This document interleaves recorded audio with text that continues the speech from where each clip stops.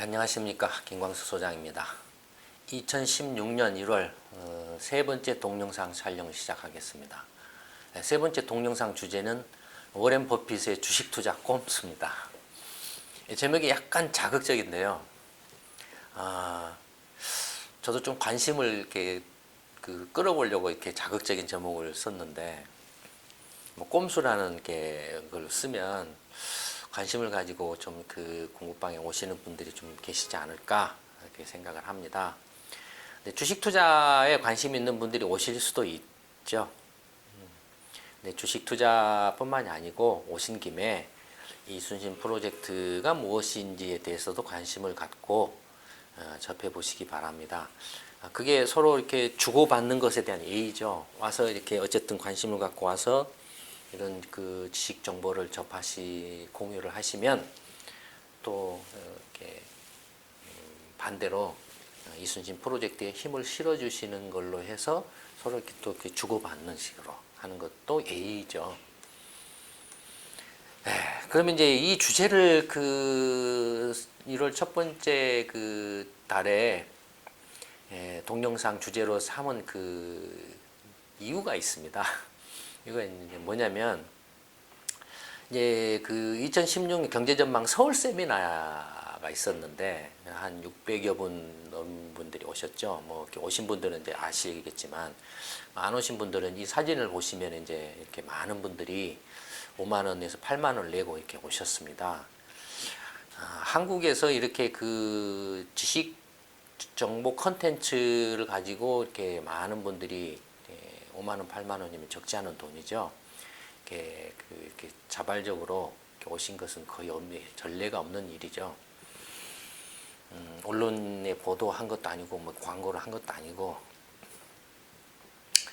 근데 어쨌든 간에 이제 세미나에 이렇게 많은 분들이 오셨는데, 뭐 이제 세미나에 매년 오신 분도 계시고, 또 오신 분 가운데는 일부는 또 올해 처음 오신 분도 더러 계시고, 뭐 그렇죠. 근데 세미나에서 올해는 좀 제가 조금 약간 놀랬던 일이 하나 있습니다. 보통 이제 작년까지만 해도 세미나를 하면 이제 이런저런 분들이 많이 이제 개인적인 투자 상담을 이제 이렇게 하시고 싶어 하셨거든요. 근데 그 중에 거의 외 없이 다 부동산 관련한 이야기셨어요. 근데 부동산이고 또 이제 부동산이다 보니까 남자분도 계시지만 주부분이나 나이 드신 할머니라든지 뭐 이런 정도 연배 되시는 분들도 계시고 그랬어요. 그래서 뭐 작년인가 재작년에는 한 60대, 한 70대 정도 되시는 할머니에 가까운 분이 저는 한 아파트를 지방에 소형으로 이렇게 소형이 뜰 것 같아서 30채를 가지고 있는데 어떻게 될 것 같습니까? 라고 이렇게 물어보신 적도 있었거든요. 그래서 제가 이렇게 감이 좋으시네요 라고 이렇게 이야기했던 것 같기도 합니다. 어쨌든 그런 개별적으로 이렇게 투자 상담을 하시는 경우에는 제가 거의 응대를 안 합니다. 값이 어떻게 된다, 사라 마라 이렇게 응대를 하지 않습니다. 응대를 하지 않는 이유는 근데 부동산의 경우 같으면 근데 뭐 이렇게 부산에 어디에 무슨 내가 어디에 아파트를 한 채를 가지고 있는데 이걸 제가 팔아야 될까요, 사야 될까요? 라고 이렇게 여쭤보신다 한들 국지적인 주변 시세를 제가 항상 이렇게 알고 있는 것도 아니고 하려면 또 들여다 봐야 되죠. 연구소 와서 부산 지역 그쪽 해당 지역의 이제 부동산 시세라든지 거래라든지 이런 상황이나 이런 걸 또 봐야 되고, 그러니까 대답을 이렇게 해드릴 수가 없죠. 그 다음에 세미나에서 말씀드리는 것은 구조적인 거, 그 다음에 큰 구조적인 변화, 그런 속에서의 어떤 변화 속에서의 흐름, 방향, 그런 정도로도 충분히 판단하실 수가 있게끔 이렇게 말씀을 드리고 있죠. 근데 이제 하여튼 이제 대부분은 이제 제가 그냥 저희 연구소의 부동산 보고서를 보십시오. 그러면 그 보고서 안에 답이 다 있을 겁니다. 그렇지 않습니까? 그냥 그 값이 올라갈 건지 내려갈 건지는 부산 해운대구 가면은 저희 연구소 홈페이지 와서 해운대구 부동산 보고서 하나 딱 내려서 이렇게 보면은 해운대구에는 모든 평형의 아파트 시세가 쫙 나와버리는데 그림으로 다 나와버리는데 한눈에 그냥 일목요연하게 파악이 되어버리는데 바보가 아닌 이상은 그 보고서 부동산 그 해운대 지역의 보고서만 딱 봐도 아 이게 올라갈 것 같다 내려갈 것 같다 더 이상 오르기 힘들 것 같다는 판단이 딱 서요. 그런 정도로 이렇게 이야기를 하고 말죠. 근데 이제 올해 그 이제 2015년 12월 달 서울 세미나에서 좀 제가 속으로 약간 놀랬던 것 중에 하나가 연령대로 보면 50대 정도가 되신 것 같아요. 50대 정도가 되신 것 같은데 그 여자분이시죠. 여자분이 주식 이야기를 막 물어보시는 거예요. 사인할 때도 와서 물어보시고 또 끝나고 사인할 때도 물어보시고 다 이제 가서 이렇게 뒤풀이 하러 가는데도 끝까지 남으셔가지고 와서 또 물어보시고 하시는 거예요. 그래서 소장님 제가 이러쿵저러쿵 해서 주식을 이렇게 지금 가지고 있는데 한 5, 6천만 원 정도 이런 주식을 사려고 하는데 어떻게 했습니까? 뭐 이렇게 사도 괜찮겠습니까? 뭐 어떤 주식은 이렇게 얼마였는데 1년, 2년 지나니까 얼마가 됐고 이렇게 막 이렇게 이야기를 하시더라는 거예요. 그래서 제가 속으로 그 되게 주부분들 또 좀 연배가 뭐 50대나 60대 되신 분들은 거의 없이 부동산을 물어보시는데 주식을 물어보셔가지고 그것도 끈질기게 물어보셔가지고 제가 속으로 좀 놀랐어요. 그래서 이분이 제가 주식을 많이 하십니까? 라고 이렇게 정신이 없다 보니까 이제 이렇게 여쭤봤는데도 그냥 흘러들었어요. 뭐라고 말씀하시는데 기억이 없어요. 근데 제가 그 응대를 안 해드렸습니다. 응대를 안 해니까 대단히 실망스러운 그런 모습을 하고 가셨어요. 응대를 안 해드리니까. 그러니까 이제 소장님은 전체를 그냥 모든 걸 종합적으로 전체적으로 다 보시고 이렇게 분석하고 하니까 거의 정확하게 이렇게 예견하실 수 있지 않느냐. 그러니까 이제 그 주부분 입장에서는 그래서 이 종목도 이 주식 종목도 소장님 이미 이렇게 산업 분석 같은 것도 이미 다 하고 계시니까 이미 다 이렇게 알고 계시지 않느냐. 그래서 내가 이렇게 지금 이런 식으로 이렇게 하려고 하는데 50대 그 여성분이 적지 않은 돈으로 주식 투자를 그렇게 열심히 하고 계시는 게 한편으로는 그분이 좀 이제 여윳돈이 있으셔서 그렇게 하신다라면은 뭐 크게 상관하지는 않지만 행여라도 그 좀 이렇게 형편이 좀 이렇게 급해가지고 뭔가 조금 이렇게 예를 들어서 이제 그 은퇴를 좀 했다든지 해서 이제 노후를 이제 생활비를 벌어야 되는데 장사하기는 장사하면 다 안 된다고 그러고 장사할 수도 없고 나이도 있고 힘도 안 되고 뭘 해야 될지도 모르고 그래서 그냥 편하게 그냥 좀 이렇게 조금만 더 신경 써서 해서 돈 벌 수 있는 주식 투자 같은 거 이렇게 해서 좀 해볼까라고는 충분히 그렇게 생각할 수도 있어요. 그래서 또 행여라도 그분이 그렇게 또 생각을 해서 주식 투자를 하시는 건 아닌가 또 한편으로는 또 굉장히 염려스럽기도 하고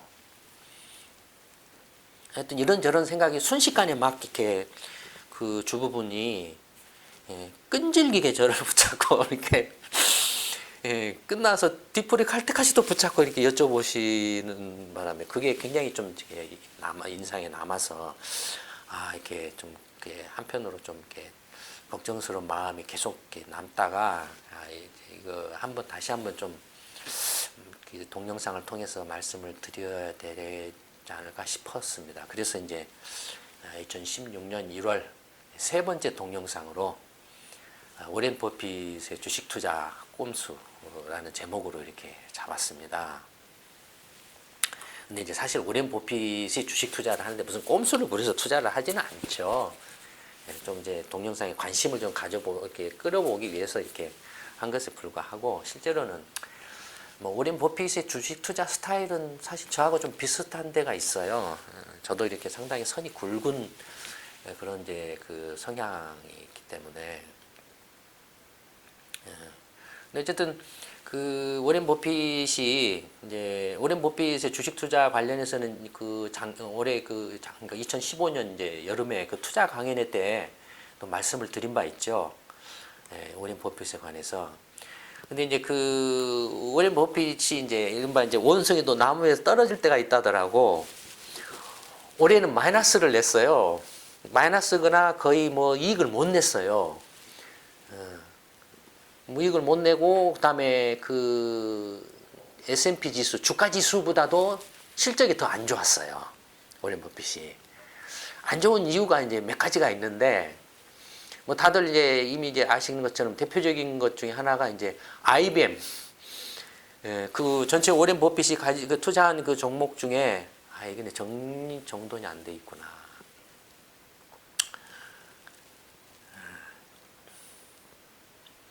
워렌 버핏이 이제 그 전체 주식 투자한 것 중에 그 작년 이제 우리 그 2015년 6월 그 투자 세미나 때는 전체 한 1,100억 달러인가 1,200억 달러 정도 됐던 것 같은데 그 1,000억 달러 되는 주식 투자액 가운데 60% 이상이 4개 종목이 집중이 돼 있었어요. 4개 종목에. 그 4개 종목이 이제 뭐 IBM 있었고 무슨 코카콜라가 있었고 무슨 이제 뭐 이렇게 식품 회사가 하나 있었던 것 같고 뭐 그랬던 것 같아요. 근데 그게 안 좋아요. 안 좋아요. 그래서 지금 워렌 버핏의 그 목셔 헤드의 주식 투자 펀드가 좀 상당히 조금 이제 퍼포먼스 실적이 안 좋아요. 안 좋은데 IBM은 조금 심각할 것 같아요. IBM은 더 샀거든요. 워렌 버핏이 더 샀는데 더 떨어졌어요. IBM 여기 가지고 있던 게 6월 말, 그 2015년 6월 말 시점에 가지고 있었던 게 한 130억 달러? 130억 달러를 가지고 있었는데 더 샀는데도 이게 117억 달러로 줄었어요. 돈을 더 투자해가지고 더 샀는데 117억 달러로 더 줄었어요. 9월 말에. 그 다음에 이제 12월 말, 연말로 가면은 더 손해가 났겠죠. 주가가 9월 말 기준으로 이렇게 나와 있으니까. 손해가 더 커져 있겠죠. 그 다음에, 코카콜라 같은 경우도 거의 안 올랐어요. 한 60억 달러인데 그대로 160억 달러예요. 코카콜라 같은 경우도. 그 다음에 이제 또 뭐가 있나요? 웰스파고 이제 은행주를 샀는데 은행주가 조금 줄었죠. 은행주가 떨어졌어요. 여기 웰스파고가 264억 달러 정도를 샀는데 240억 달러로 한 25억 달러 가까이 손해가 났죠. 큰 25억 달러 큰 손해죠. 그 IBM 같은 경우도 한 15억 달러 손해가 났죠. 근데 연말 12월 달로 하면은 훨씬 더 손해폭이 커져 있겠죠. 그러니까 큰 종목들을 가지고 있는 아멕스 같은 경우도 조금 손해가 났어요. 아멕스도. 아멕스도 손해가 났고. 그러니까 이게 크게 지금 가지고 있는 종목들이 손해가 나거나 이익이 별로 안 났어요. 버핏이. 근데 버핏이 투자한 종목이 한 지금 그 1,200억 달러 정도를 이렇게 투자를 했는데 1,200억 달러를 가지고 투자한 게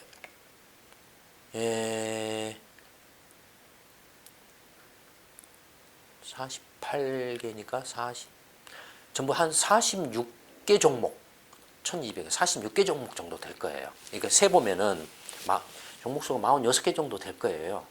다 세보면 46개 정도를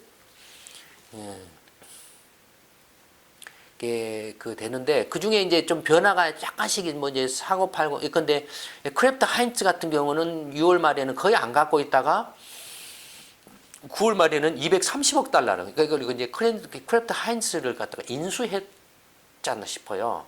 M&A를 했는 걸로 보이죠. 가지고 있다든지 그 다음에 디렉티비를 한 29억 달러 가지고 있는데 이거 다 팔아버렸어요. 그다음에 바이아콤 같은 경우도 한 조금 가지고 있던 거 다 팔아버리고 대신에 이제 AT&T를 한 19억 달러 새로 사고, 그다음 필립스 66을 47억 달러 새로 사고 이랬어요.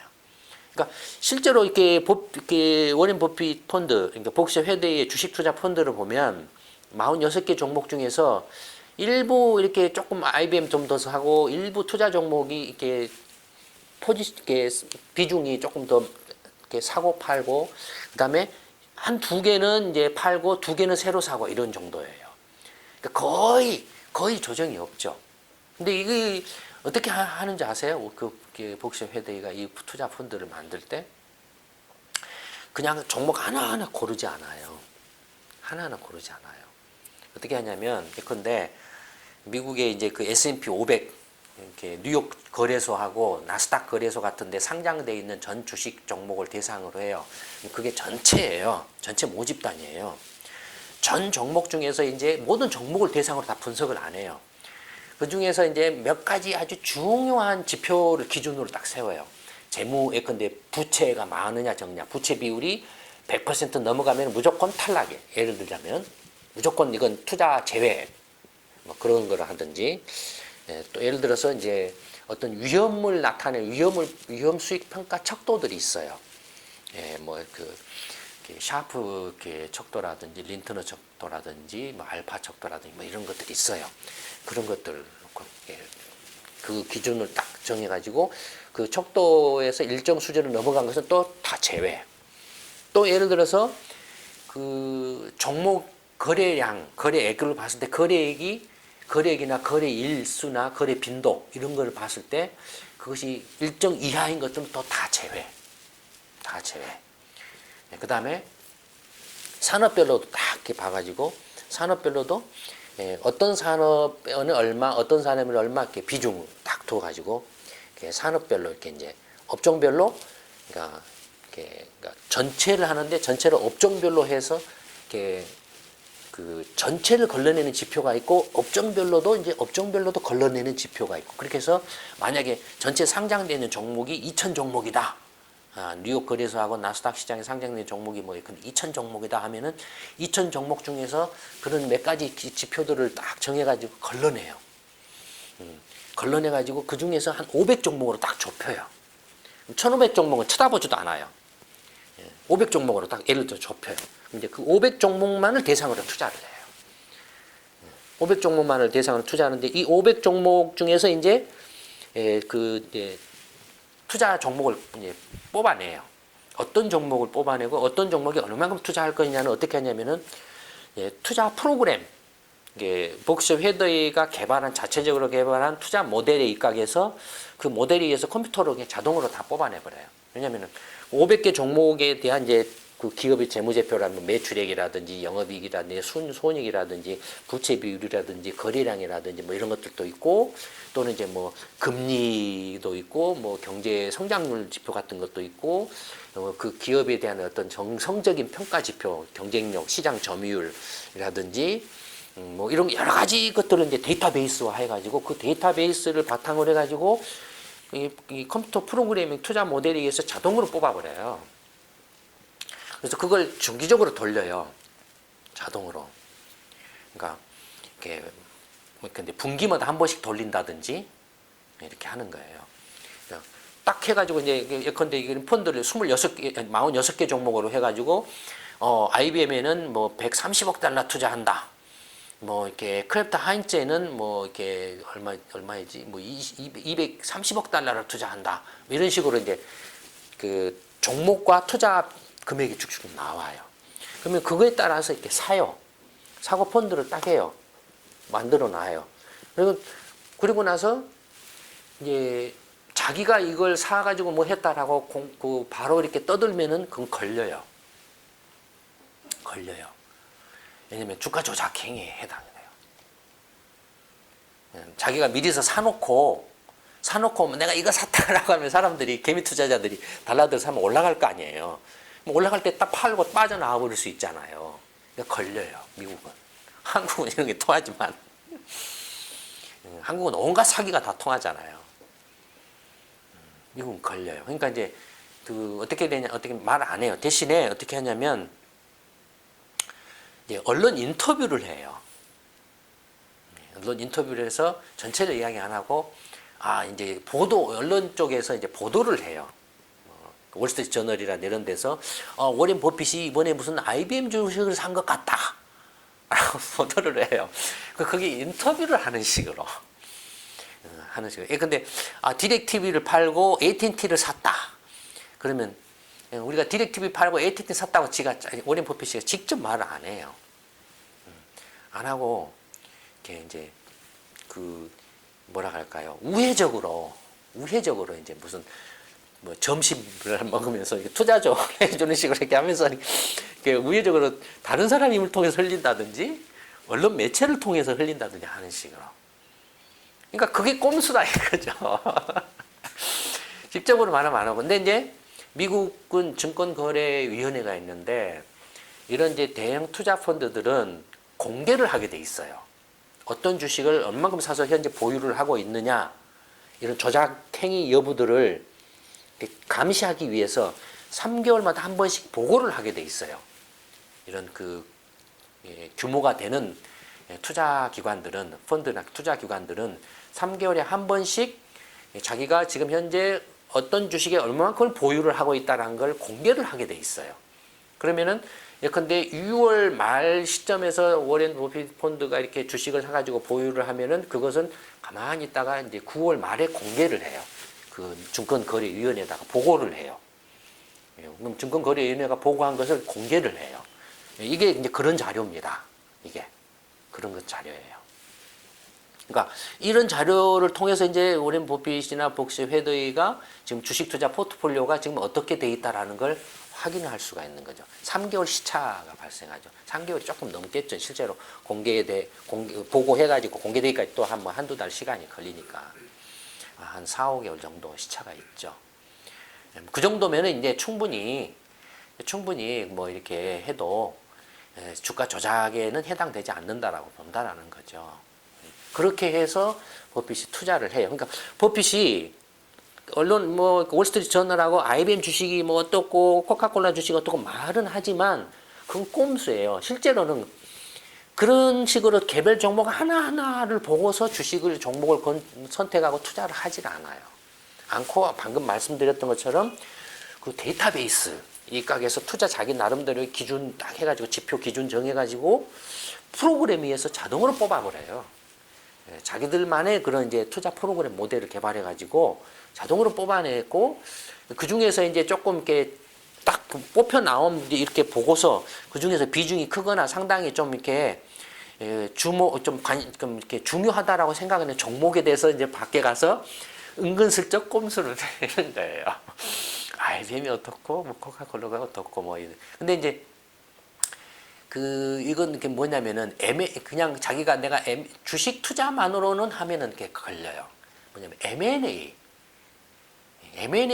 근데 크래프트 하인츠 같은 경우도 M&A는 금방 공개가 되거든요. 주식을 사기 시작하면은 순간 그게 금방 공개가 되거든요. 이렇게 복시 회대가 크래프트 하인츠라는 주식을 뭐 230억 달러를 주고 살려고 하네. 그건 기업 인수 M&A를 하려고 하네. 이건 그냥 바로 언론 보도가 돼요. 그런 것들에 대해서 이제 가서 이렇게 하는 거예요. 사람들이 개미 투자자들이 가서 버핏이 저거 샀어? 나도 사야 되겠네. 따라가서 사야 되겠네. 이렇게 되는 거죠. 그러니까 실제로는 개별 종목 하나하나를 찍어서 이거 살까? 얼마를 사야? 얼마 주고 사지? 이게 좋을까 나쁠까 이렇게 생각하지 않아요. 저 역시 마찬가지입니다. 이렇게 주부분이 오셔가지고 콕 집어서 어떤 특정 종목에 대해서 이거 제가 지금 한 5, 6천만 원어치를 지금 사두면은 한 3배, 2배, 3배 올라 다른 종목 이러는 것들은 2, 3배 올랐던데 그러면 2, 3배 오르지 않을까요? 한 1, 2년이나 후에 2, 3년 후에 이렇게 오르지 않을까요? 이렇게 하셨는데 그러니까 저한테 와서 그런 걸 물어보셔도 제가 그걸 답을 해드릴 방법이 없어요. 왜냐하면 그런 거 개별 종목 하나에 대해서 이렇게 쳐다보지 않기 때문에 쳐다보지 않아요. 똑같아요. 이미 작년 6월 달 투자 강연회 때 말씀드렸던 것처럼 개별 종목 투자하고 포트폴리오 투자가 있는데 저나 워렌 버핏이나 이런 사람들은 개별 종목 투자는 절대 하지 않습니다. 개별 종목을 쳐다보지 않아요. 포트폴리오 투자를 하는 겁니다. 아까 말씀드린 그런 방식으로. 포트폴리오 투자라는 게 뭡니까? 그 투자 강연회 때 말씀드렸잖아요. 근데 아까 말씀드렸던 것처럼 이게 이제 막 투자가 숫자가 있는데 전체 한 2,000 종목 중에서 이렇게 투자 대상이 조금 이렇게 안 될 수 있는 것들을 걸러내 가지고 한국 같으면은 코스피 시장에 뭐 한 1,800개 있으면은 그 중에서 막 여러 가지 몇 가지 기준을 정해 부채 비율이 많은 거, 매출액이 줄어드는 거, 매출액이 몇 년 이상 줄어드는 거, 거래가 없는 거라든지 이런 걸 막 걸러내요. 거래가 없는 거 사봐야 이거 나중에 못 팔잖아요. 그런 것 저런 것들 종합적으로 거래해가지고 지표를 딱 정해서 그 지표를 통과한 것만 투자 대상으로 삼아요. 그러면 어느 종목이 걸려올지를 컴퓨터 프로그램에 의해서 어느 종목이 걸려올지를 이렇게 몰라요. 그리고 최종적으로 딱 걸려온 종목을 그때 보고 이런 종목이 이제 투자 대상으로 걸려왔구나라고 이렇게 그때 아는 거죠. 저희가 하는 것은 그냥 데이터베이스만 만들어요. 프로그램하고 투자 프로그램하고 굉장히 많은 데이터베이스를 만들어요. 온갖 데이터베이스, 예를 들어 데이터베이스 1,800개면 1,800개 모든 그 일별 주가 데이터, 거래량 데이터, 1,800개 기업의 그 재무제표, 매출액, 뭐 원가, 인건비라든지 그다음에 이자 비용이라든지 부채라든지 막 온갖 데이터들을 넣고 그다음에 거시경제 지표도 넣고 산업 동향도 넣고 무슨 정성적인 그런 지표들도 넣어서 계량화해가지고 처리를 하고 그런 것들 그 데이터베이스가 어마어마해요. 그러니까 증권사나 금융회사 가서 우리는 이렇게 투자 프로그램에 의해서 투자를 합니다라고 이렇게 이야기하는 데 있잖아요. 그게 사실인지 아닌지를 보려면 뒤에 이런 어마어마한 이른바 백오피스 데이터베이스가 있느냐 없느냐예요. 100%다 없어요. 대한민국에.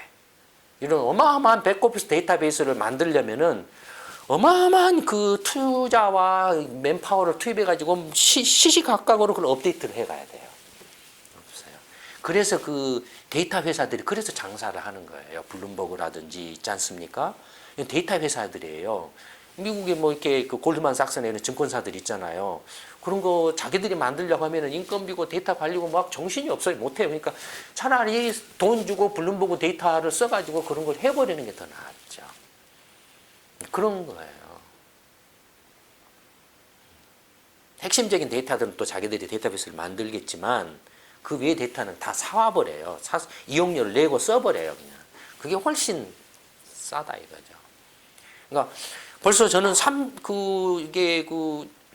1980년대 했으니까 30년 전에 벌써 그런 데이터베이스를 시뮬레이션 해가지고 그 당시에 이제 코스피 상장 종목이 한 800종목도 있었을 거예요. 그 중에서 그때는 PC 자체가 없었기 때문에 PC가 286, 386 이럴 때예요. 그러니까 286, 386으로 무슨 이런 어마어마한 데이터를 처리할 수 있겠습니까? 불가능해요. 그다음에 대형 컴퓨터, 대학에 있는 대형 컴퓨터로 처리를 하더라도 그 당시에 대형 컴퓨터의 성능이 낮았어요. 그러니까는 800개는 엄두를 못 내고 200개로 줄여도 가까스로 처리를 할까 말까 했어요, 그때는. 그러니까 200개로 이렇게 줄이는 걸르는 작업을 먼저 그러니까 이런 것들이 이제 다 그런 애예요. 걸러가지고 이렇게 펀드를 구성하는 거예요. 숫자가 쭉 나와 있지만 여러분들이 잘 모르시지만 내용이 그런 거예요. 그다음에 특성들을 이 숫자 이 알파벳 하나하나가 종목들이에요. 주식 종목들이에요. 하나하나가. 그래서 이렇게 종목들 특성을 개별 종목을 보지 않아. 이렇게 뭉뚱그려서 봐버려요. 이 종목들은 이런 특성을 가지고 있고 이 종목들은 이런 특성을 가지고 있구나. 그러니까 종목이 개별 종목으로 보는 게 아니라 뭉뚱그려서 봐버려요. 뭉뚱그려서 보고 그래서 이런 특성 종목으로 분류해서 그래서 이런 특성에서 투자를 하려면 이 중에서 어떤 종목을 골라낸다 이런 식이에요. 그냥 처음부터 어떤 종목이 어떨 거가 신문에서 이런 보도가 나오니까 어떻고 이렇게 절대 안 해요. 절대 안 해요. 이것도 마찬가지예요. 그런 것들을 다 이제 분석을 하는 거예요. 이렇게 분석을 하는 거예요. 그래서 분석을 해서 이제 뭐 여러 가지 이제 중간에 이제 그 프로그램 관련해 가지고 최저 포트폴리오를 어떤 종목을 뽑고 얼마를 투자할 것인가를 막 쭈르륵 뽑아내서 이제 계산하는 그런 작업 과정들이에요. 그런 걸러내는 과정들이에요. 이런 것도 또 그거예요. 예, 이렇게 걸러내는 과정들이에요. 예, 다 마찬가지입니다. 예. 그래가지고 이제 그 최종적으로 걸러내 가지고 이제 그 걸러낸 종목들을 이렇게 이제 최종적으로 찍어내는 뭐 도표예요, 이게.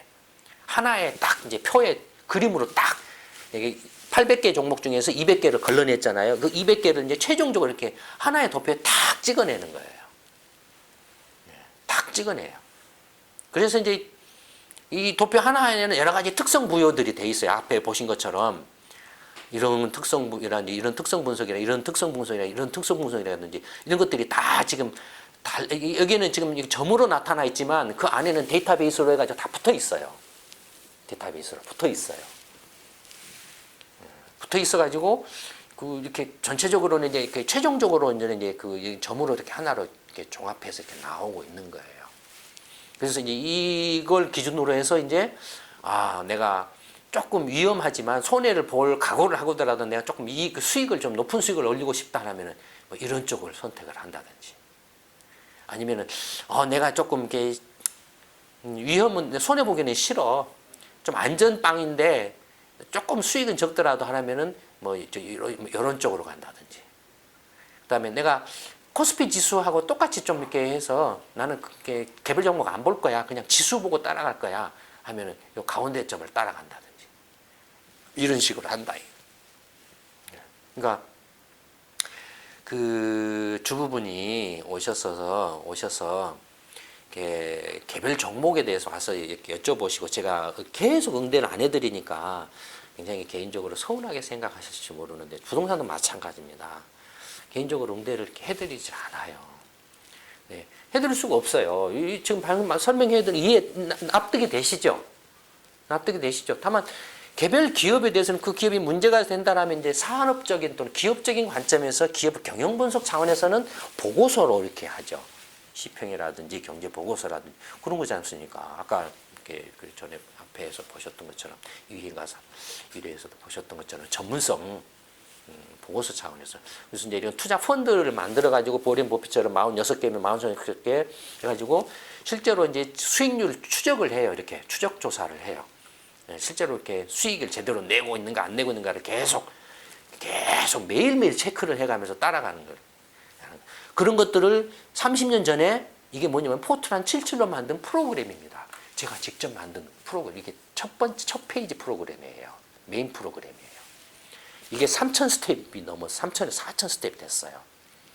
모든 그런 데이터베이스 구축과 걸러내는 작업과 최저 포트폴리오 선정하고 그다음에 실제로 그런 수익을 내고 있는가 하는 걸 추적하는 트래킹 에러라고 하는데 트래킹 에러까지 추적하는 것을 원스톱으로 딱 이렇게 해결할 수 있는 그런 프로그램을 그러니까 그때 윈도우로 만든 거예요. 도스에서 도스 프로그램에서 만든 거예요. 이게 지금 도스에서 입력을 해요.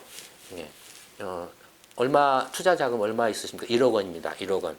어떤 종목을 원하십니까? 저는 이렇게 뭐 이런 개똥이 주식하고 소똥이 주식 두 개는 뭐 꼭 좀 사고 싶은데 개똥이하고 소똥이는 반드시 산다. 이렇게 딱 놓고 좀 이렇게 어떤 특징 어떤 이렇게 수익률을 고수익을 원하십니까? 뭐 이렇게 중간 정도를 원하십니까? 안전한 투자를 원하십니까? 저는 조금 고수익을 원합니다. 약간 그 손실을 보실 위험도 있습니다.